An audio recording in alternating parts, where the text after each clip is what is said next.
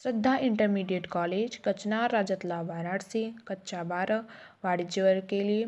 आज का हमारा विषय है बही खाता व लेखा शास्त्र, जिसमें हम सेक्शन नंबर बी में चलेंगे और इसमें हमारा लास्ट चैप्टर चल रहा था। चैप्टर का नाम था कैश फ्लो स्टेटमेंट, रोकड़ प्रवाह विवरण। इसके मीनिंग के बारे में हम आपको बता चुके हैं। इसका डिफिनेशन भी हो गया था कि कैश फ्लो स्टेटमेंट क्या होता है और कैश फ्लो स्टेटमेंट जो है वो किस प्रकार से तैयार किया जाता है, जिसके बारे में हम आपको एक आध दो हेड्स बताए भी थे कि कैश फ्लो स्टेटमेंट तैयार करने का क्या तरीका है। तो चलिए आज हम इसी पे चर्चा करेंगे कि कैश फ्लो स्टेटमेंट कैसे तैयार किया जाता है। Methods of cash flow statement, रोकड़ प्रवाह विवरण तैयार करने की विधि। फर्स्ट है इसमें डायरेक्ट मेथड, प्रत्यक्ष विधि, और सेकेंड है इनडायरेक्ट मेथड, अप्रत्यक्ष विधि। डायरेक्ट मेथड के बारे में हम आपको पहले बता चुके हैं कि डायरेक्ट मेथड से कैश फ्लो स्टेटमेंट हम कैसे तैयार करेंगे।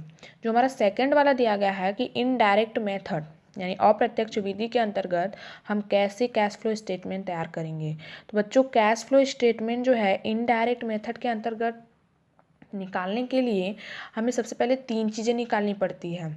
कैश फ्लो स्टेटमेंट अगर हम इनडायरेक्ट मेथड से निकालते हैं तो उसमें हमारा फर्स्ट वाला जो दिया गया है यहाँ पर ऑपरेटिंग एक्टिविटीज़, इनडायरेक्ट मेथड के अंतर्गत क्या होता है कि कैश फ्लो स्टेटमेंट तैयार करने के लिए हमें 3 चीज़ें निकालनी पड़ती है। फर्स्ट दिया गया है ऑपरेटिंग एक्टिविटीज़, संचालन क्रियाएं। सेकंड दिया गया है इन्वेस्टिंग एक्टिविटीज़, वित्तीय क्रियाएं। और लास्ट थर्ड दिया गया है फाइनेंसिंग एक्टिविटीज़ यानी वित्तीय क्रियाएं।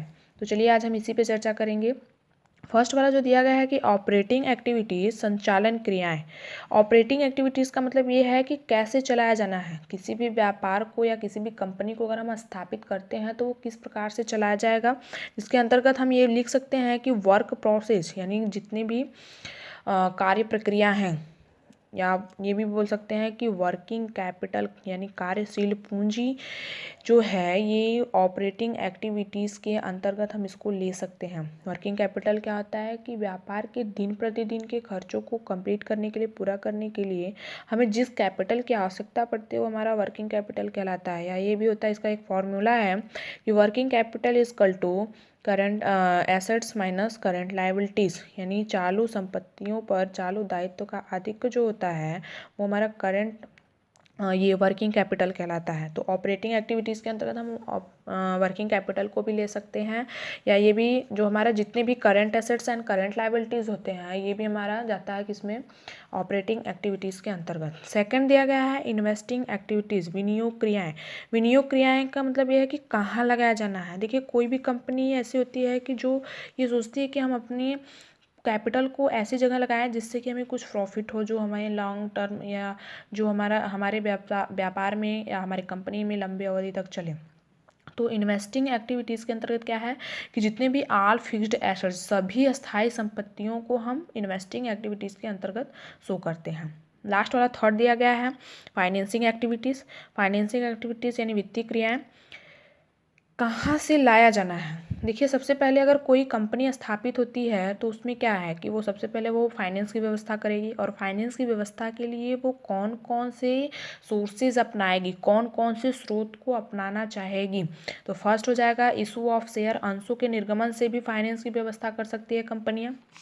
सेकेंड हो जाएगा इशू ऑफ डिबेंचर, ऋण पत्रों का निर्गमन करके भी कंपनियां फाइनेंस प्राप्त कर सकती हैं। और थर्ड हो जाएगा लॉन्ग टर्म लायबिलिटीज यानी दीर्घकालीन दायित्व का मतलब देखिए यहाँ पर दिया गया है कि बोरोइंग फ्रॉम बैंक, बैंकों से उधार लेकर के भी कंपनियां वित्त की आवश्यकता की पूर्ति करती हैं। तो फाइनेंसिंग एक्टिविटीज़ के अंतर्गत क्या क्या जाएगा। फर्स्ट हो जाएगा हमारा इशू ऑफ शेयर, अगर कोई अंशों का निर्गमन हुआ है तो वो चला जाएगा। सेकेंड हो जाएगा इशू ऑफ डिबेंचर, ऋण पत्रों का निर्गमन।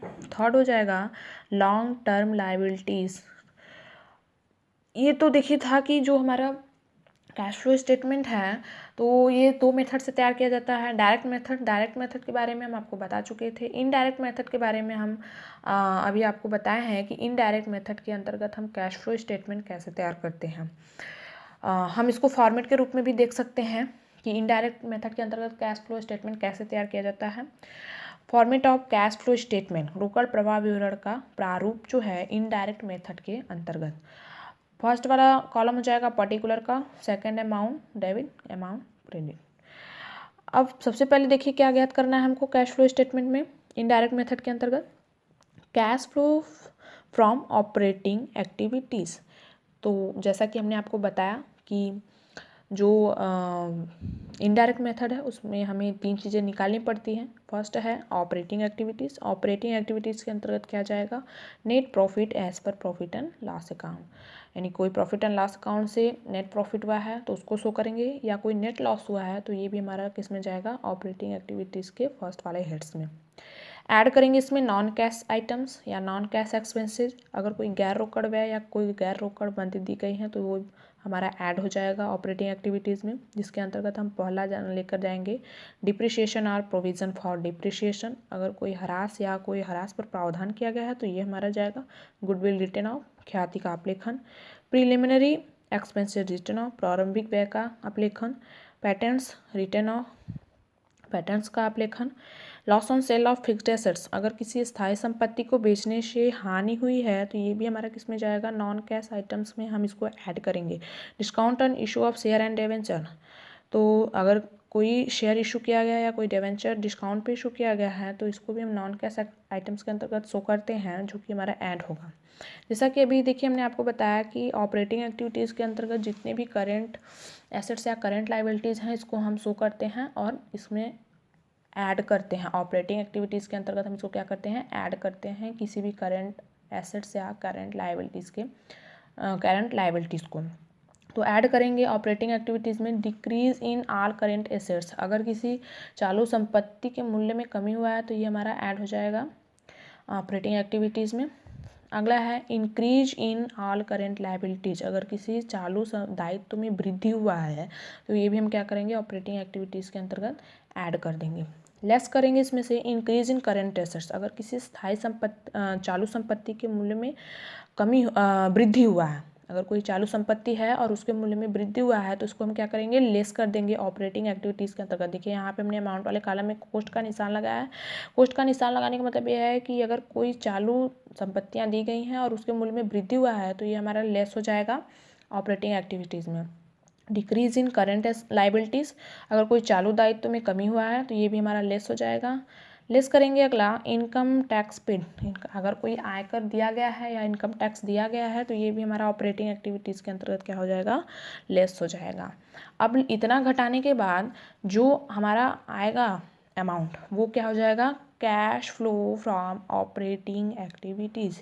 ठीक, अब सेकेंड वाला हमको क्या याद करना है, इन्वेस्टिंग एक्टिविटीज़। इन्वेस्टिंग एक्टिविटीज़ किस प्रकार से हम तैयार करते हैं, या कैश फ्लो स्टेटमेंट में हमारा जो सेकंड वाला पॉइंट्स है इन्वेस्टिंग एक्टिविटीज़, जिसमें कौन कौन से आइटम्स जाएंगे इसके बारे में हम अगले वीडियो में चर्चा करेंगे। आज के लिए इतना ही बच्चों, धन्यवाद।